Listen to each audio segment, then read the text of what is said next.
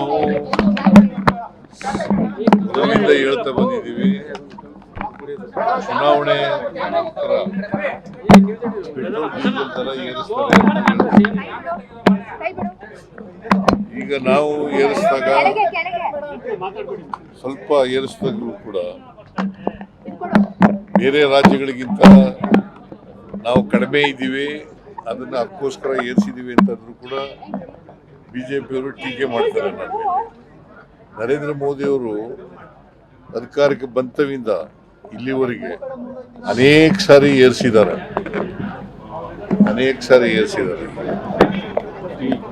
ಈಗಲೂ ಕೂಡ ಏರಿಸ್ತಾರೆ ಅಂತಕ್ಕಂಥದ್ದು ಗೊತ್ತಿತ್ತು, ನಮಗೆ ಎಕ್ಸ್ಪೆಕ್ಟೇಷನ್ ಇತ್ತು, ಏರಿಸಿದ್ದಾರೆ.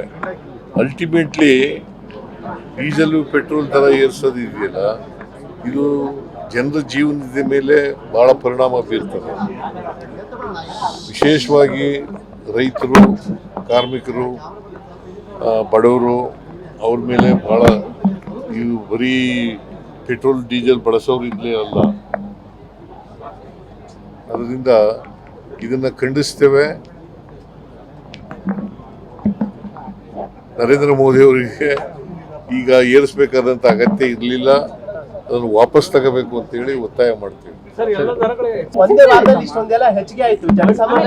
LPG ದರ ಎಷ್ಟು ಗೊತ್ತಾಯ್ತದು? ಇವರು ಅಧಿಕಾರಕ್ಕೆ ಬಂದಾಗ 413 ರೂಪಾಯಿ ಒಂದು LPGಗೆ, ಸಿಲಿಂಡರಿಗೆ 413 ರೂಪಾಯಿ ಇತ್ತು. ಇವತ್ತು ಎಷ್ಟಾಗಿದೆ? 1000 ಚಿಲ್ಲರೆ ಆಗಿದೆ. ಇದರಿಂದ ಬೆಲೆ ಏರಿಕೆ, ಬೇರೆ ಪದಾರ್ಥಗಳು, ಆಹಾರ ಪದಾರ್ಥಗಳು ಇದ್ದಾವಲ್ಲ, ಅದ್ರ ಬೆಲೆ ಏರಿಕೆನೂ ಕೂಡ ಹೆಚ್ಚಾಗ್ತದೆ.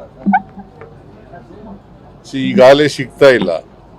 ಇದ್ರ ಜೊತೆಗೆ ಬೆಲೆ ಏರಿಕೆ ಬರ್ಡನ್ ಆದರೆ ಜನಜೀವನ ಅಸ್ತವ್ಯಸ್ತ ಆಗ್ತದೆ. Ever since